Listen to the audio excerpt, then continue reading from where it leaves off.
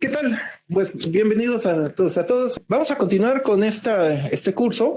Soy Leonardo Flores y pues me va a tocar el formato de evaluación. Bien, como antecedente, en cualquier evento que ha causado daños a lo largo de la historia, los gobiernos y la sociedad en general pues necesita tener una respuesta y la información es muy importante. O sea, esas revisiones y pues hacer un listados de estructuras dañadas, qué tan dañadas, cuántos recursos se va a requerir y por lo tanto pues las autoridades y la sociedad en general ha tenido que pues crear alguna forma ordenada de recabar esa información.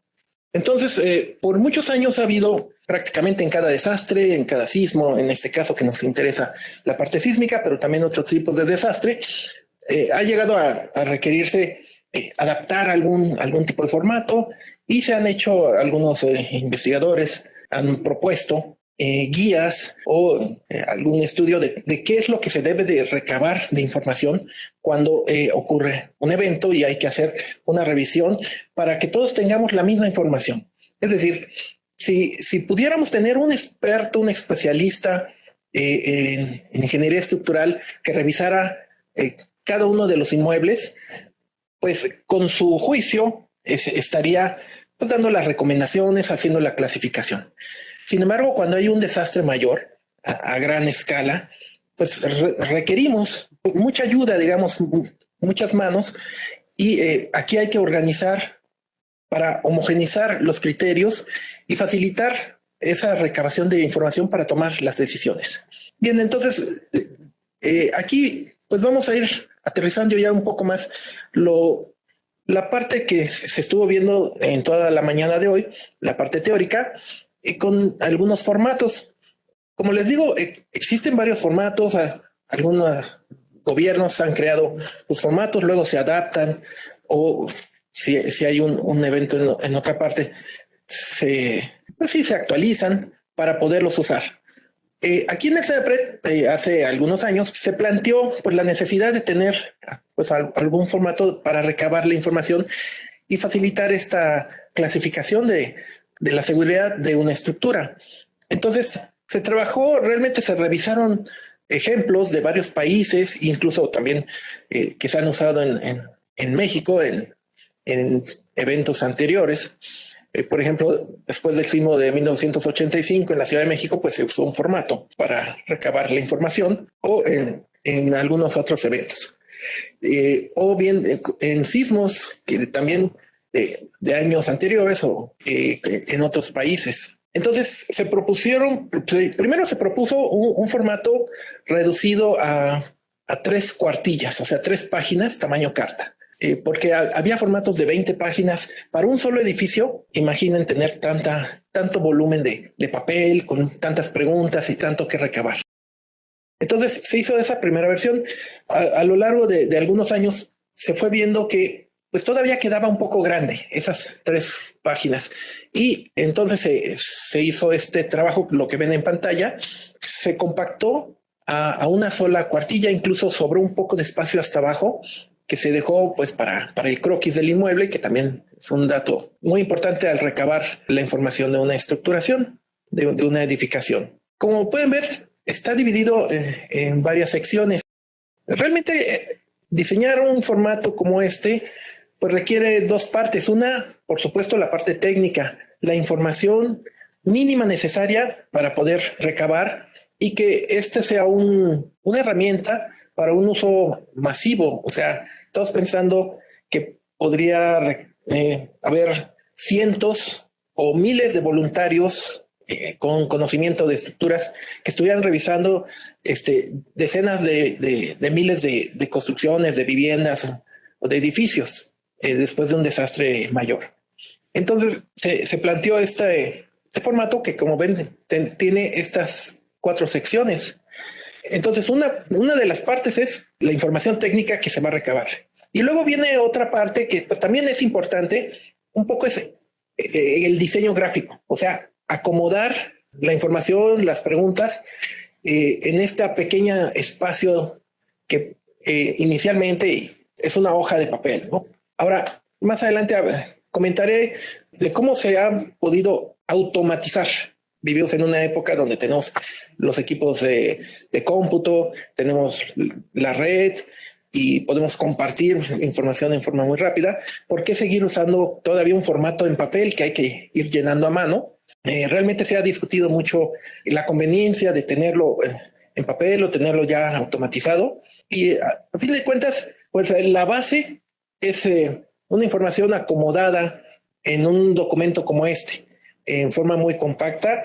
Incluso la decisión de si poner respuestas libres, donde uno tendría que redactar con palabras la descripción, o poner opciones para nada más remarcar, ponerle una crucecita o rellenar un cuadrito, requirió también una opinión entre varios expertos. Entonces llegamos a este formato.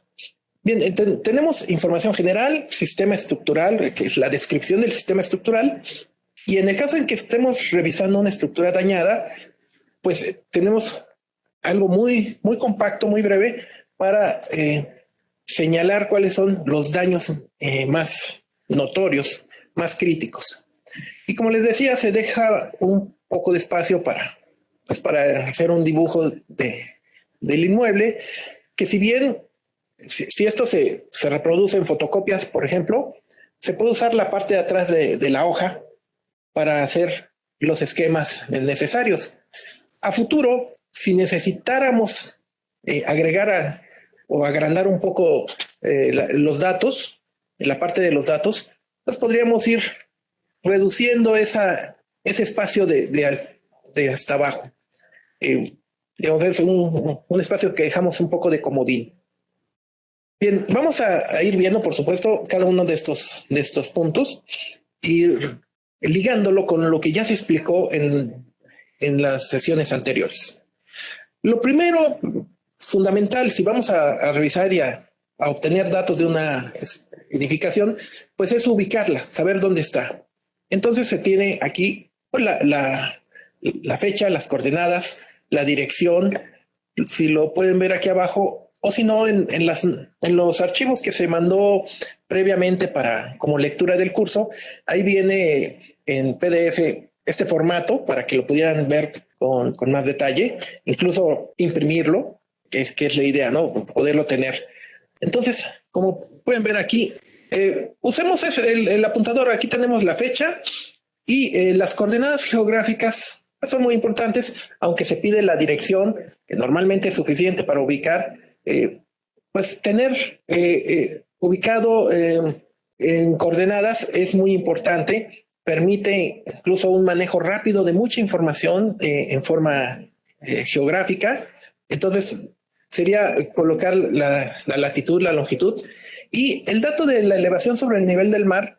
Probablemente en el momento no se tenga suficiente información para llenarla, pero posteriormente se podría recabar, lo que permitiría hacer ciertos análisis de algunas condiciones de vulnerabilidad ante ciertos fenómenos. Pedimos el nombre del inmueble, puede ser nada más casa habitación, pero si es, por ejemplo, una escuela, pues tiene nombre. Si es una oficina, si es un comercio, seguramente tiene nombre.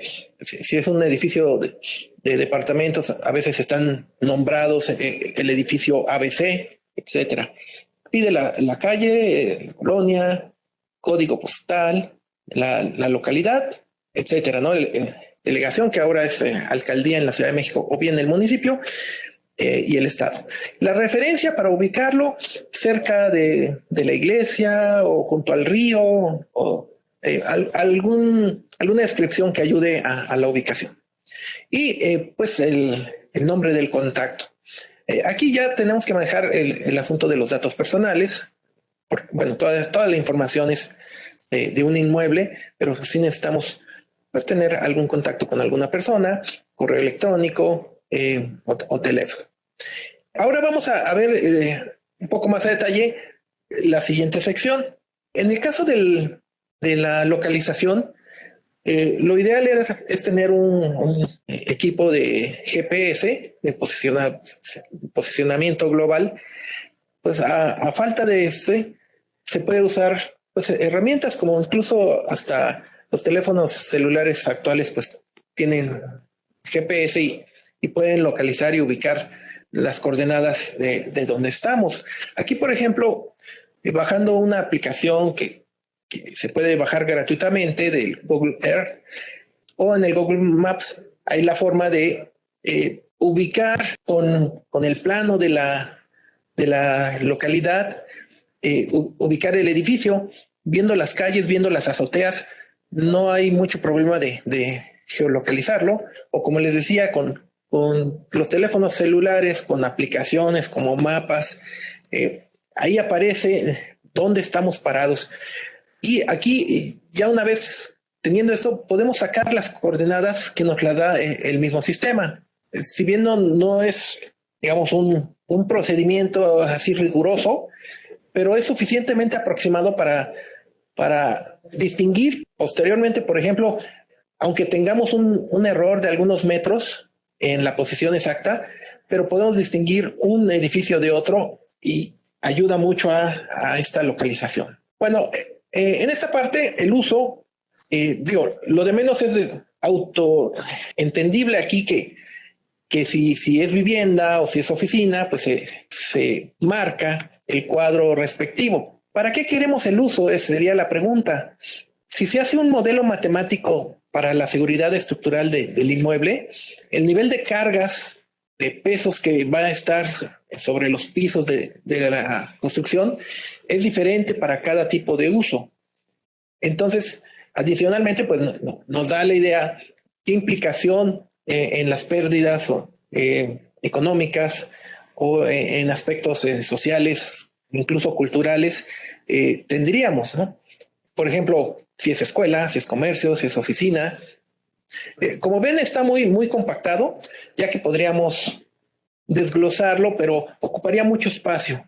Ahora, si no es ninguno de estos casos, pues se puede describir aquí cuál es el caso que se está tratando. También se agregó este cuadro de desocupado, ya que en algunas ocasiones, sobre todo cuando ocurre algún evento de desastre, sí poner que es vivienda, pero que está desocupada, o que es un comercio, pero está cerrado, por lo menos el día de la visita. Después vamos al número de niveles. Este es un dato pues, muy fácil de obtener. Con la simple vista de un edificio o de una casa se puede identificar. No hay mucha ambigüedad, aunque a veces puede haber confusión de cuántos niveles estamos tratando. Aquí hay que tener cuidado de que si un edificio, ¿cómo le llaman a los pisos? Porque muchas veces se le llama primer piso o planta baja y después entrepiso y después ya empieza el piso 1, 2, 3, 4. Entonces, si un edificio tiene hasta el piso 4, probablemente no sean 4, sino 6, porque también se incluye la planta baja, que no está numerada, un entrepiso, un mezanine. El número de sótanos, pues, implica como niveles de sótano. Hay edificios que tienen varios niveles hacia abajo. También, pues, se marcaría. Piensen que aquí estamos usando un formato que trata de aplicarse a todo tipo de estructuras. Ya no pusimos estructuras especiales como un puente vehicular. Bueno, ya eso se sale mucho del uso de este formato. Habría que hacer un formato especial. Pero para otro tipo de edificaciones, pues sí se podría usar incluso una vivienda económica en zona rural, pues no va a tener más que un piso, no va a tener sótanos, etcétera. Pero en lo que se puede aplicar, se puede usar el formato. El número de pisos para estacionamiento que estaría incluido en el número total de niveles. Hay edificios que dedican algunos pisos para que entren los automóviles con rampas, y se puso también para poder mejorar el modelo numérico, la estimación de las fuerzas que podría tener ese edificio. Y el número de ocupantes es un dato que sirve para cuestiones pues, del impacto a la sociedad. Aquí una recomendación, y lo dice el manual que ustedes tienen, es que si son viviendas, por ejemplo, un edificio en condominio, se estime con un promedio de 5 personas por cada vivienda. Si son 20 viviendas, pues rápido multiplicamos 20 por 5, pues son 100 ocupantes. No es hacer el conteo uno por uno, vivienda por vivienda, cuántos viven aquí y en su vecino cuántas personas habitan. En el caso de por ejemplo, un sitio de reunión, un cine, un estadio, pues se conoce la capacidad, incluso un restaurante, algo así, la capacidad máxima. En algunas oficinas, pues también se sabe cuánta gente fija y cuántos clientes o personas flotantes pueden llegar a entrar a la edificación en un momento dado. Aquí se pide otro dato muy importante, el año de construcción. Probablemente no se conozca.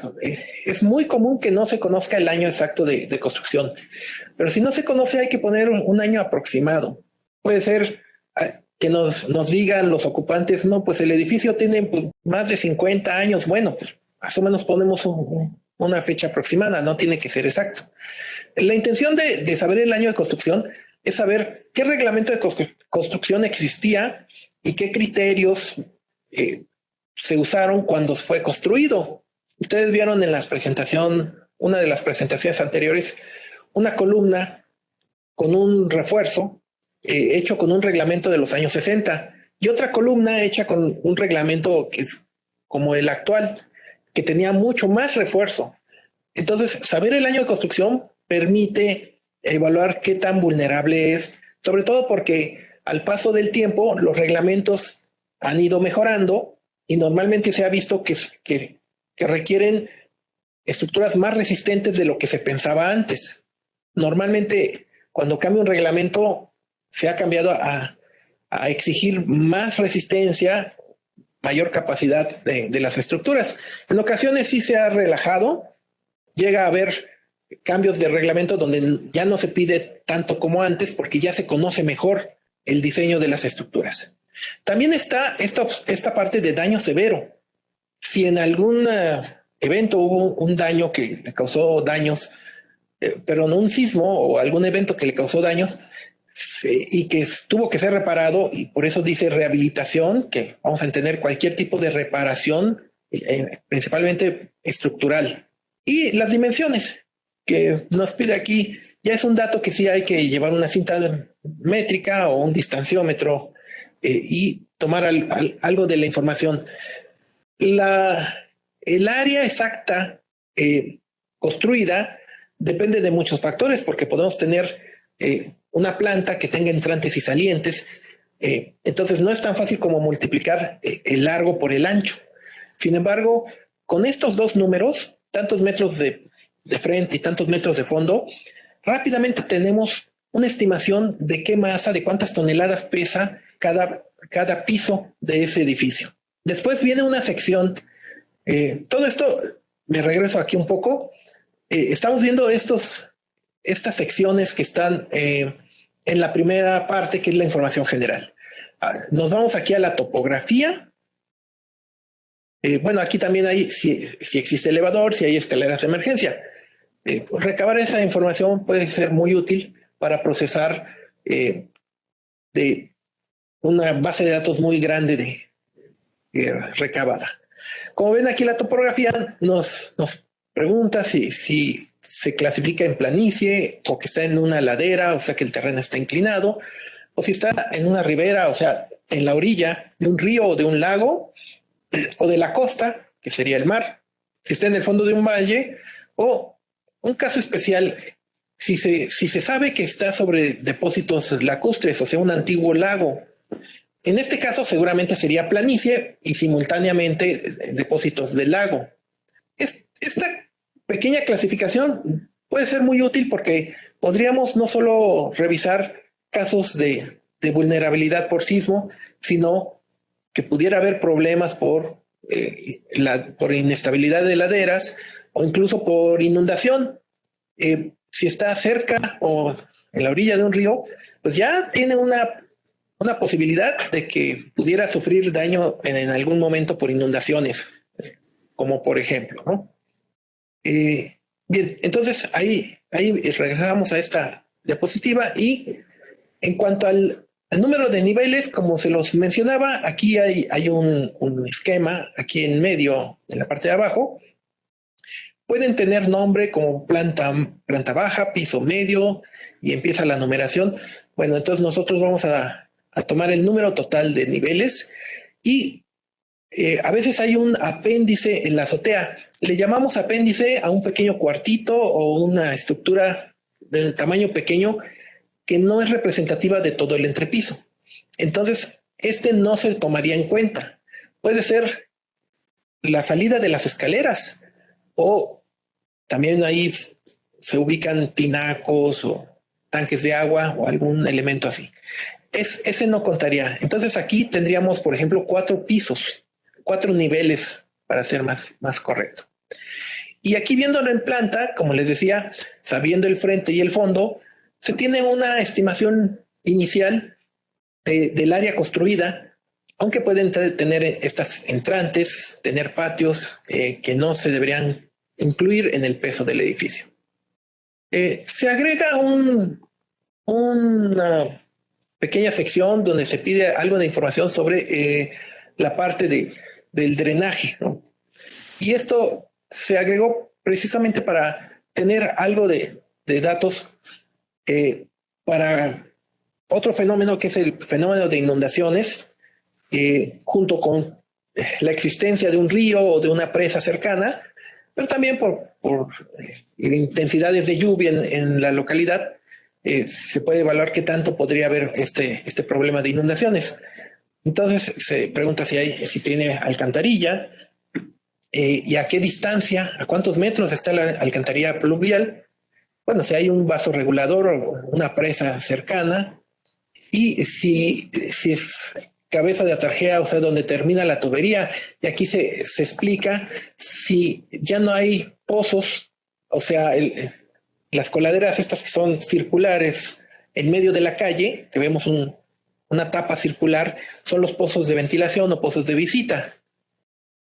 Y si ocurrió una inundación severa, en qué año, y la altura sobre el nivel del piso de esta estructura, de esta construcción, quizás 20 centímetros, quizás 1 metro, si es que llegó a existir.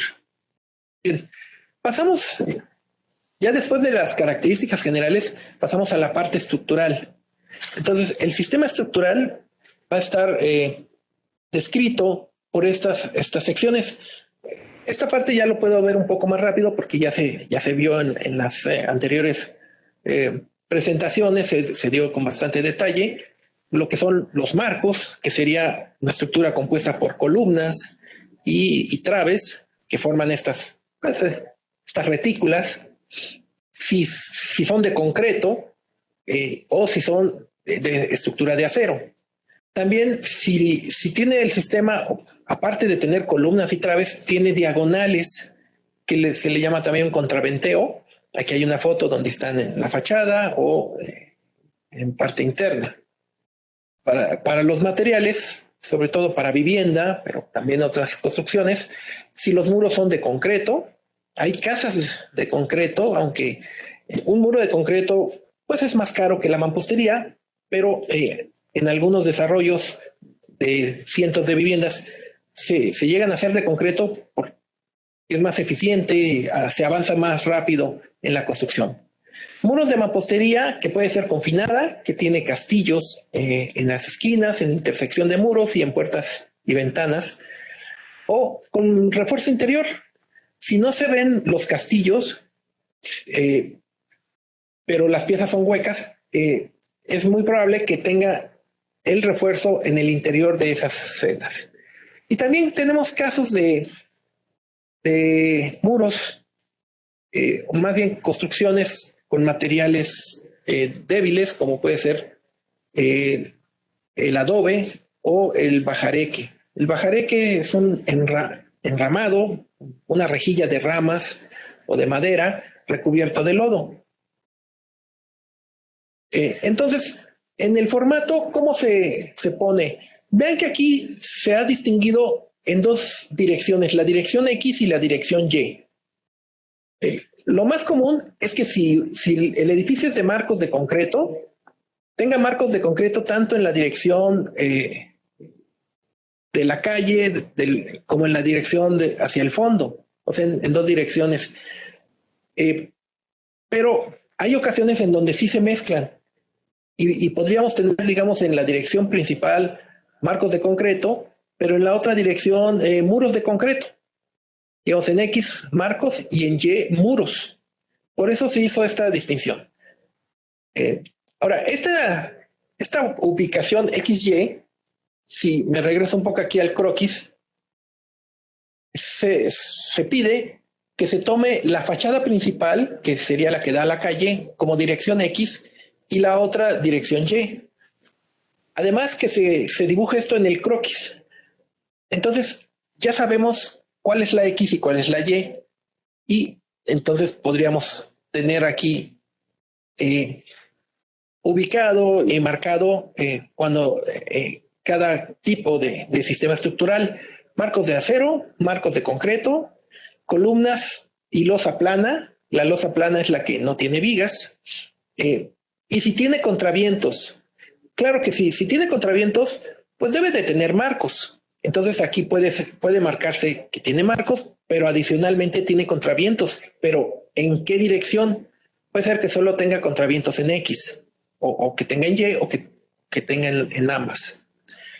En el caso de muros, si son de concreto, si son de mampostería, o si hay marcos, que otra vez marcaríamos de este lado, pero con muros diafragma, que son muros de mampostería que rellenan estos espacios. O si es de adobe, de madera, de lámina, como se ven en estas fotos. El tipo de pieza también ya se platicó, entonces aquí solo se recabaría la información. Si es confinada es porque tiene castillos. Muchas veces no está a la vista porque está recubierto por un aplanado, pero en ocasiones se puede ver en la azotea que salen unas varillas en donde van los castillos. Mucha gente construye y deja las varillas para que quizás en el futuro construya otro piso, otro nivel. Y eso es un detalle que nos permite saber si la construcción tiene castillos. Si tiene refuerzo interior, podría ser como este caso donde no se ven castillos, no están a la vista, pero se usan piezas huecas. Y si es una construcción profesional hecha por una empresa, lo más probable es que sí se haya colocado refuerzo interior. Esta es la mampostería con refuerzo interior. También puede ser mampostería simple. La mampostería simple es la que no tiene ni castillos ni refuerzo interior. No tiene ningún refuerzo de concreto con acero. Aquí hay una foto de una casa rural y aunque tiene aquí un cerramiento de concreto, una viguita arriba de la puerta, aún así la clasificamos como mampostería simple. No hay castillos y estos tabicones, estas piezas macizas no tienen huecos y no fue reforzada, lo cual es mucho más vulnerable. Vemos si son bloques de concreto, le vamos a llamar bloque al que tiene 40 de largo y 20 de altura. Los bloques de este tamaño se usan en todo el mundo y están perfectamente especificados. No es un tabique grande como el que estoy marcando aquí a la derecha. Ese es un tabique con una altura de 12 centímetros. Pero no, el bloque tiene que medir 40 de largo y 20 de alto. Si es un tabique de arcilla, conocido comúnmente como un ladrillo, o si es un tabique hueco. Los tabiques huecos los identificamos viendo normalmente son de acabado aparente y se ve una calidad mucho más refinada en la apariencia de estas piezas. Acepto que no es tan fácil, pero por eso estamos tomando este curso, para identificar sistemas estructurales, tipos de materiales, cuándo está reforzado, cuándo no está reforzado. Bien. El tabicón de concreto es esta pieza de cemento arena, son estos, digamos, ladrillos grises. Ya se habló de la mampostería confinada, que debe llevar refuerzo en ventanas, en puertas y en los bordes y donde se intersectan los muros. Y ya se había platicado de casos donde no se cumple correctamente. Como ven aquí, se pide una serie de datos numéricos para poner en el formato. Altura de la planta baja, pues hay que llevar una cinta métrica o un medidor láser y tomar la altura desde el piso de planta baja al piso del primer nivel. Y la altura de los pisos que ya tipo o los que se repiten en edificios, es muy común que todos los entrepisos tengan una altura, pero la planta baja sea un poquito más grande. Por eso se pide por separado. Número de columnas en la dirección X, número de columnas en la dirección Y. Ahorita lo retomamos. Y aquí las secciones. La columna promedio, la columna más representativa.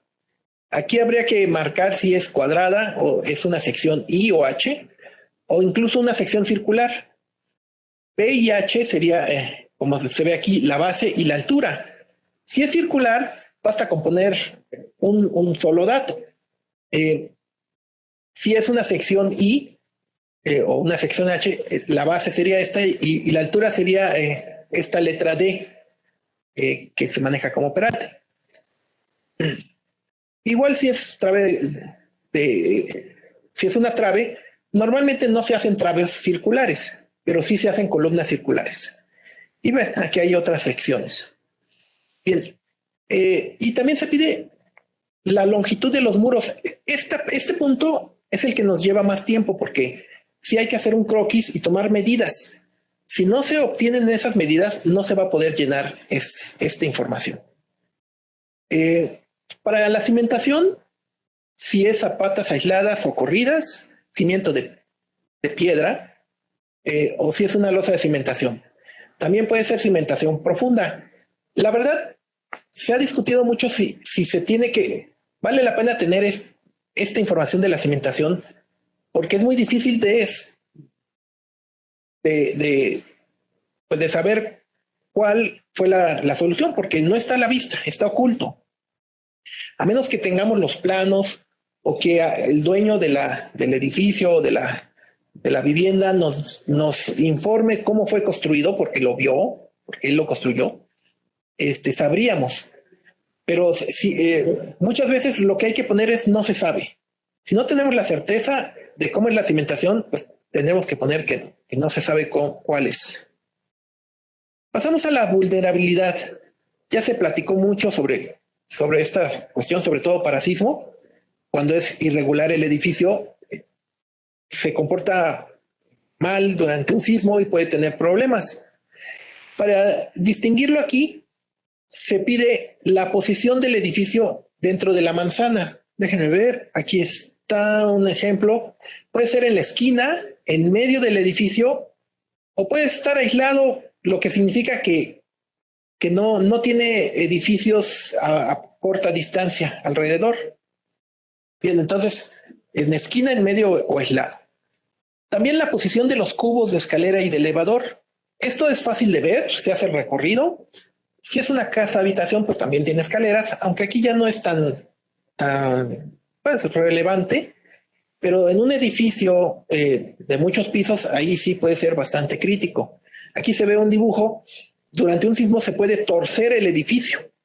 Sí, alrededor de un eje vertical giran piso con piso respecto al piso de abajo, debido a que hay una zona muy rígida que son los muros de los elevadores o los muros de escalera y elevador. Y entonces, como se ve aquí el dibujo de abajo, el piso puede torcerse o girar alrededor de este punto. Entonces, podemos tener ese cubo, esa zona de elevadores y escaleras en la esquina o en medio, que le llamamos borde, o al centro, que sería lo ideal, pero muchas veces no está así. Si hay masas en pisos superiores, incluso que crezca el tamaño del edificio, le da más vulnerabilidad. Y si hay una reducción brusca en los pisos superiores, como este caso que está aquí, ya vimos unas fotos de edificios que sufrieron daño en el cambio de sección. donde el edificio tenía pisos muy anchos y después continúan pisos pero reducidos en su tamaño. Y ahí se concentran fuerzas que son difíciles de modelar, entonces necesita un diseño muy cuidadoso. Y la separación con el edificio vecino medida en centímetros. Alguien podría decir, oiga, pero tengo a la izquierda, a la derecha y otro atrás. Bueno, hay que poner la separación más crítica, la menor. Muchas veces las casas y edificios los construyen pegados unos a otros, entonces la separación es cero centímetros. Pero este es un problema porque durante un sismo pues se recargan unos con otros y a una casa o a un edificio le puede tocar soportar el empujón de uno más grande y la puede llevar a la falla. Por eso, por reglamento, tienen que estar separados. Lamentablemente, muchas veces no lo hacen así. ¿Cuánto se tienen que separar? Mínimo 10 centímetros, pero también se hace un cálculo porque podría requerir 15, 20, 30 centímetros de separación. Entonces, aquí se pone cuánto está separado del edificio vecino. Bueno, en esquina, este verde, en medio, este caso, o aislado, sería lo que ya vimos. Y pasamos a irregularidades que nos dan vulnerabilidad. Se habló de la planta baja de doble altura o planta baja flexible, que aquí estos dos casos serían, digamos, equivalentes. Sobre todo este caso, este dibujo, que tenemos estacionamientos con columnas en la planta baja, pero muros de carga en los pisos de arriba. Ahí es un caso de planta baja flexible. La columna corta se vio también ya en la presentación anterior, en un video incluso de una prueba en Japón, que si tenemos unos muros que restringen la altura de la columna y se queda un pedacito libre a la altura de la ventana, se pueden generar este daño por columna corta. En planta, o sea, visto desde arriba, asimetría de muros. Si no tenemos repartidos en forma simétrica los muros, puede existir esta torsión. También asimetría de cubos o de cargas. Vean que esto de los cubos ya lo habíamos visto y se alimenta aquí si el cubo de escaleras está en el borde o en la esquina. De todas formas, aquí se vuelve a poner. Y si tiene una geometría un tanto irregular, como en L o en T, el edificio. Bien. Ahora, vamos a la parte ya más, representativa de una inspección por un daño. O sea, todo lo anterior es una información valiosísima que se tiene que recabar. Y ahora vamos a los daños, a la información de los daños. Pueden ser en el terreno, en columnas, traves o muros, que son los elementos principales, y ver cuántos elementos dañados hay en el piso más dañado, o sea, el piso crítico. Y también otros daños en la estructura.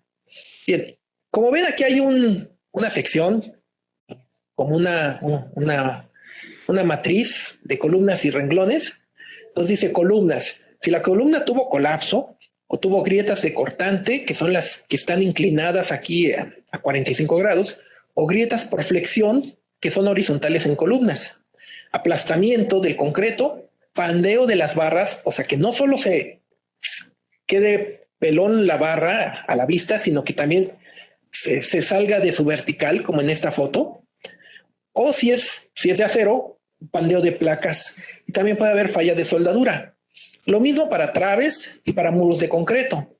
En el caso de muros de mampostería, no va a haber soldadura, pero puede pandearse las barras de los castillos y puede tener grietas a cortante, grietas a flexión, como están aquí indicados. También aquí se mediría el ancho de la grieta con un grietómetro, una plaquita. En la próxima presentación se las van a mostrar para medir si mide 1 milímetro, 2, 3 milímetros o incluso una fracción de milímetro, medio milímetro o 0.3, 0.5, 0.8 milímetros. Y la separación de estribos cuando tenemos estribos en columnas, traves o elementos de concreto. Esa separación es muy importante también, porque si están muy separados los estribos de una columna, de una viga, puede tener daños por cortante, como lo explicaba mi compañero en la presentación anterior. Finalmente, pues hay un espacio para hacer el croquis, o se puede usar la parte de atrás de la hoja. Se recomienda pues ubicar el edificio con las calles que lo rodean. Como ven aquí, tendríamos el edificio que nos interesa, ubicar la referencia, cuál es la X y cuál es la Y, los nombres de las calles, y de ser posible con una cinta métrica, pues ver la distancia a las esquinas para que quede perfectamente ubicado. ¿Cuál es el acceso principal? Y el norte geográfico, pues que también es necesario. Y finalmente ya los datos del edificio.